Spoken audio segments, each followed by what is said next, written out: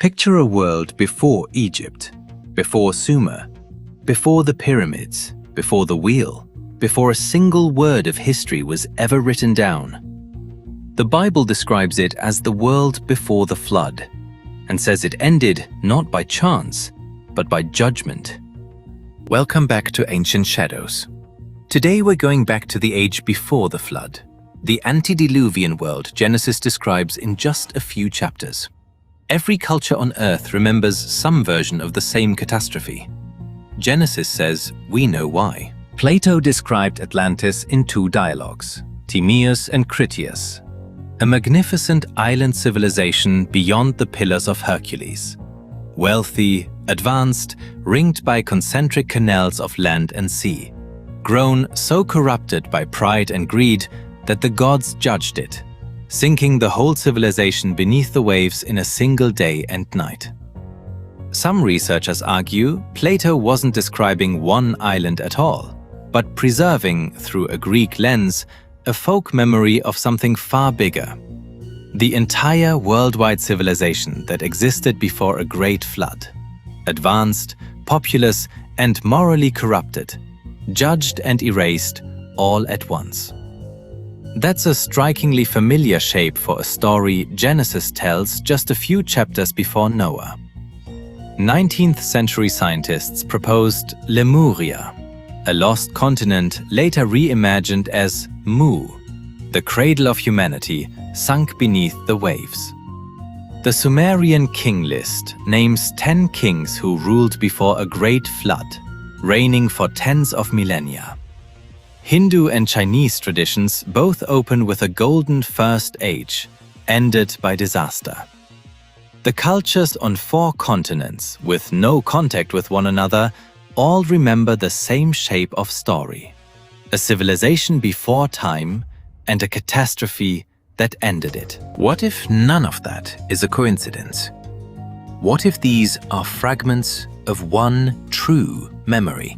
And the fullest account of it was written down thousands of years ago in a book most people have on their shelf and have never actually read as history. So what was that world actually like? Young Earth researchers point to a passage most readers skim past. Genesis chapter 4, where one household, Lamech, produces Jabal, father of those who keep livestock and live in tents, Jubal, father of every musician who plays the harp and flute, and Tubal-Cain, who forges tools of bronze and iron. 3 industries invented inside one family. Why would one household sit at the head of tents, music, and metalworking in a world Genesis suggests could already have held millions of people? The striking answer: maybe Lamech didn't just father 3 industries. Maybe he ruled an empire and gave each son control of one. It's offered as speculation, not certainty.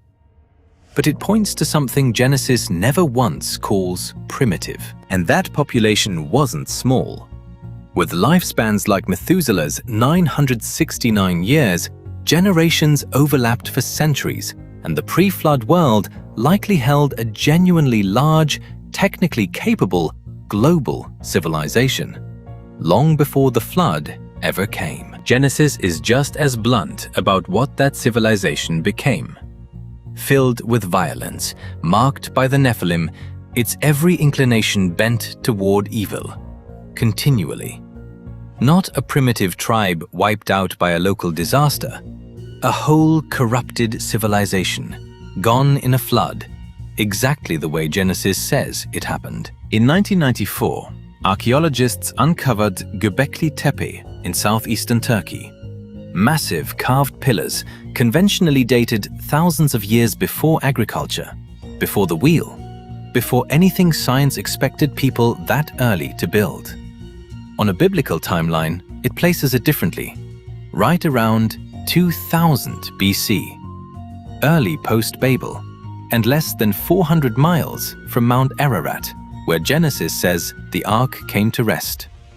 One of the first monuments raised by Noah's own descendants, freshly scattered. It's said that after the flood, the climate plunged into a brutal cold snap, perhaps the Younger Dryas.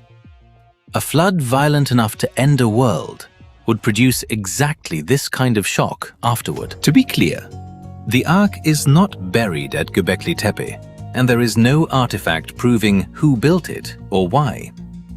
What we do have is organized human culture appearing suddenly in the exact region Genesis names as the place humanity started over. That's the thesis this whole video keeps circling back to. Not a primitive world wiped out by chance. A whole corrupted civilization gone in a flood. Exactly the way Genesis says it happened. And that kind of catastrophe leaves a lasting mark on memory. In Mesopotamia, the Epic of Gilgamesh tells of Utnapishtim, warned by a god to build a boat and save his family and animals of every kind. Hindu tradition tells of Manu, warned by a fish to do the same. Chinese, Aztec, Mayan, Aboriginal Australian, and Norse traditions all tell some version of the same story. Genesis tells it first, and tells it as history. Noah, warned by the one true God, builds a ship, an ark, to exact dimensions, gathers pairs of every kind of animal, and survives 40 days of rain and 1 year of flood. Every nation and culture we've just named descends from the 8 people who walked off that ark. Exactly what you'd expect if they all carried the same memory as they scattered. Skeptics point out floods are common, so flood myths would be too.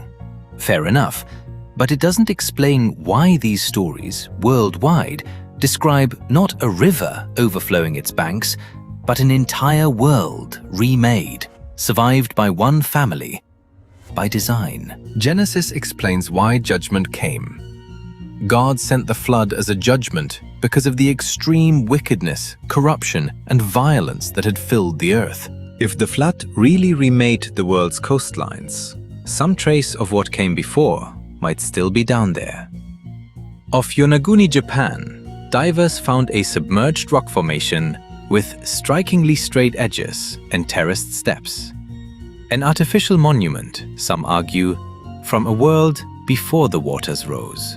Off Dwarka, India, underwater ruins are linked by some to a city Hindu tradition says the sea swallowed whole.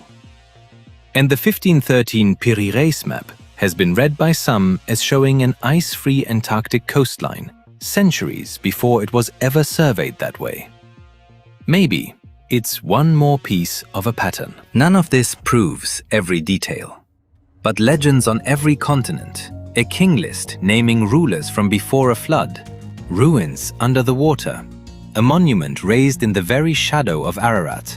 It all lines up with a book that has told this story for thousands of years, long before any of these discoveries were made. Secular science calls it climate change and coincidence. Genesis calls it what many researchers argued all along. Not myth, but memory. A whole corrupted civilization, gone in a flood, exactly the way Genesis says it happened. And mercy, too, for the one family who trusted God enough to build a boat on dry land. If this journey meant something to you, subscribe to Ancient Shadows for more. And tell us in the comments what to dig into next.